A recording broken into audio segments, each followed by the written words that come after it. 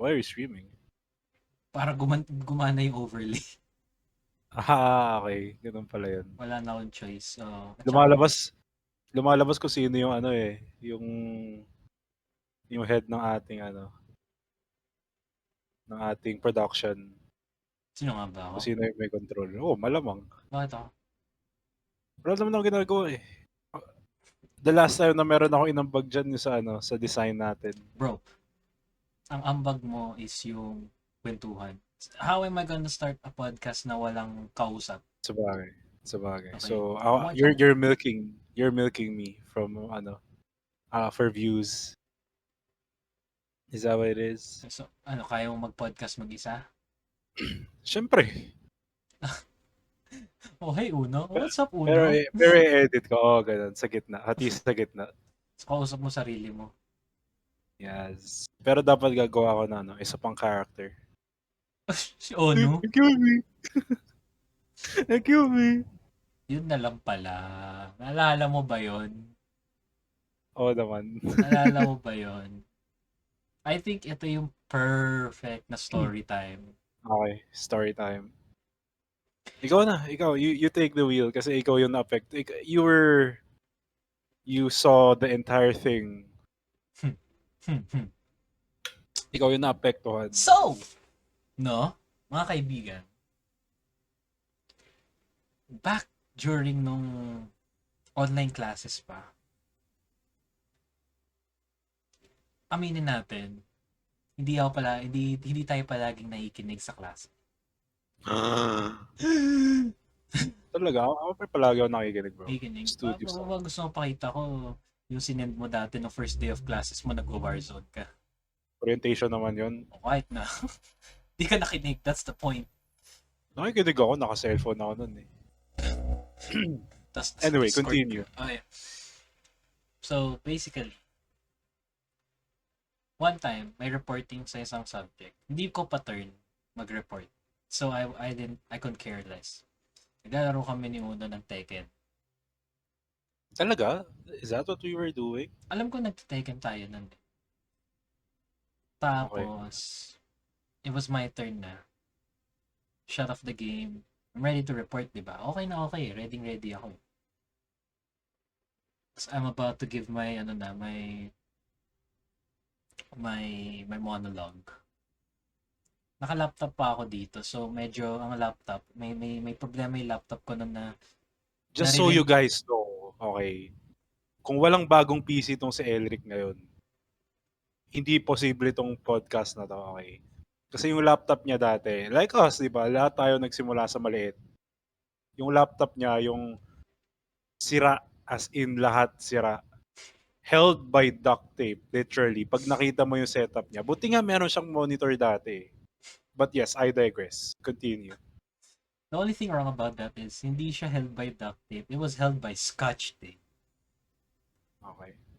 Tapos, so may problem siya na sometimes kapag nag-Discord kami ni Uno, nakikinig ako ng music, narinig ni Uno din yung music from my mic. So may ganun siyang problem. So malala yung pag-echo niya. Malala yung pag-feedback niya. So, nasa Zoom kami, open ko na yung mic ko, nagre-report ako. Hindi ako nag-defend sa Discord para marinig naman yung una yung report ko. Para maging proud siya sa best friend niya na galing mag-public speaking tong best friend ko. Talaga. Yan si Rick eh. Galing niya ni Rick. Ganun. Biglang, habang nagsasalita ako, this guy in white, ito, sabi niya bigla, as loud and as much of a nuisance as he possibly can be. Excuse me! Excuse me! Have you seen my wiener?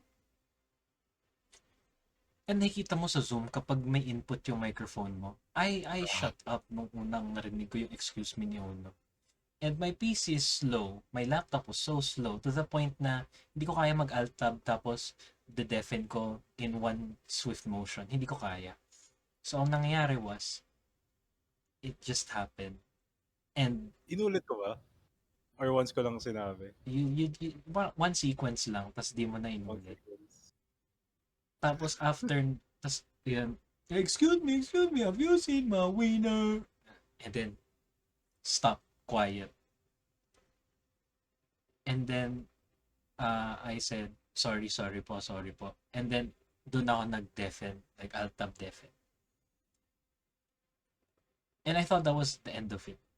Kasi hindi naman nag-react yung prof ko. I guess, alam niya na online class, maraming tao sa paligid sa bahay, or whatever he thought. I thought that was the end. I thought, wala rin nakikinig sa klase, parang ako, na naglalaro lang, or may ibang ginagawa habang iba yung nagre-report. Next thing I know, nagbo-blow up yung cellphone ko. Mga GC ng klase, pinipm din ako, lahat sinasabi nila, excuse me. Ulol, yun yung sinasabi, excuse me. In all caps. So, klaro. Klarong-klaro. Ikaw ba naman ang lakas-lakas ng boss? Excuse me!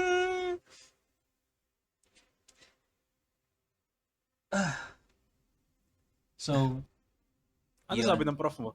Wala And siya how sinabi. did you explain it? He never addressed it, and we never talked about it. So I good. never also gave a Okay. reason Okay. for it. Okay siya.